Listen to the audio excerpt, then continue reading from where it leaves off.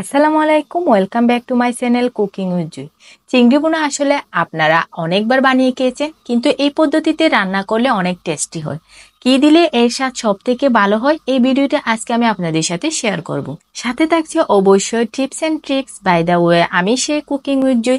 আপনারা দেখছেন আমাদের রেসিপি চিংড়ি বোনা। চিংড়ি মাছ রান্নার ক্ষেত্রে সামান্য কিছু টিপস যদি ফলো করা হয়, তাহলে চিংড়ি মাছের যে অথেন্টিক রান্না, সেই রান্নাটি করতে পারবেন। চলে যাচ্ছি আমি রান্নার জন্য। চুলায় একটি প্যান বসিয়ে তার মধ্যে আমি দিয়ে দিচ্ছি পরিমাণ মতো রান্নার রেগুলার তেল।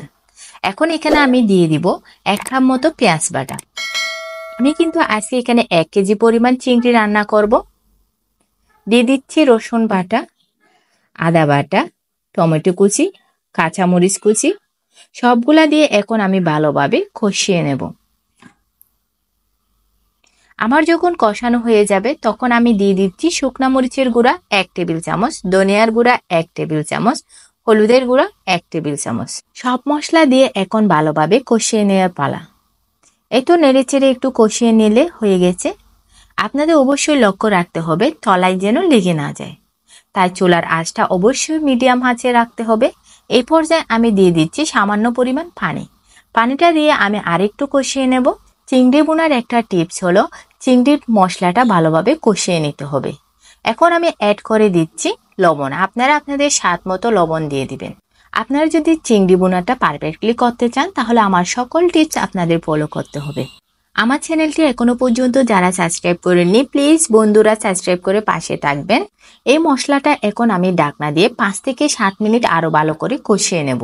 চিংড়ি বোনার স্বাদ বাড়ানোর জন্য এই মশলাটা কিন্তু ভেরি ইম্পর্টেন্ট। এই তো আমি 5-7 মিনিট পরে ফিরে আসলাম। আমার মশলাটা কিন্তু সম্পূর্ণভাবে কষানো হয়ে গেছে এবং ভালোভাবেই কষানো হয়েছে। এখন আমি দিয়ে দিচ্ছি ভেজে রাখা চিংড়ি। আপনারা অবশ্যই চিংড়িটা আগে থেকে ভেজে নেবেন। এখন চিংড়িটা ভালোভাবে মশলার সাথে মিশিয়ে নিতে হবে। অবশ্যই এই পর্যায়ে চুলার আঁচটা লো মিডিয়ামে রাখতে হবে। আপনারা হাই হিটে দিতে যাবেন না, তাহলে মশলাটা পুড়ে যাবে। এখন আমি ঢাকনা দিয়ে আরো 10 মিনিট মতো কষিয়ে নিলাম। আপনার নিশ্চয় চিংড়ি বোনাটা দেখে বুঝতে পারছেন চিংড়ির মধ্যে কত সুন্দর একটা কালার চলে এসেছে। আমার ভিউয়ার্সরা সবাই জানে কুকিং এর যে চ্যানেল মানে সহজ রেসিপি, তাই আমি একদম সহজভাবে রেসিপি করার চেষ্টা করি। আমি আরো 10 মিনিট মতো চিংড়ি বোনাটা রান্না করে নিলাম।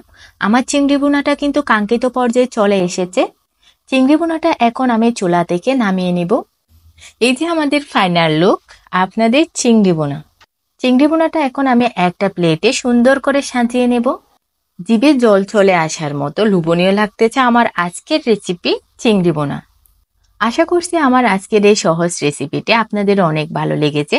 ভালো লাগলে লাইক, কমেন্ট, শেয়ার করতে ভুলবেন না এবং ভিডিওটি ফ্যামিলি এবং ফ্রেন্ডের সাথে শেয়ার করবেন। কনফিডেন্সলি আমি বলতে পারি আমার টিপস ফলো করলে আপনারা চিংড়ি বোনাটা পারফেক্টলি করতে পারবেন। যাদের চিংড়ি বোনা একদম পারফেক্ট হয় না, তারা আজকে আমার এই রেসিপিটি ফলো করতে পারে। রেসিপিটি একবার অবশ্যই ট্রাই করে দেখবেন। কমেন্ট করে জানাতে অবশ্যই ভুলবেন না। এতক্ষণ ধরে আমার রেসিপিটি দেখার জন্য আপনাদের অনেক ধন্যবাদ। আল্লাহ হাফেজ।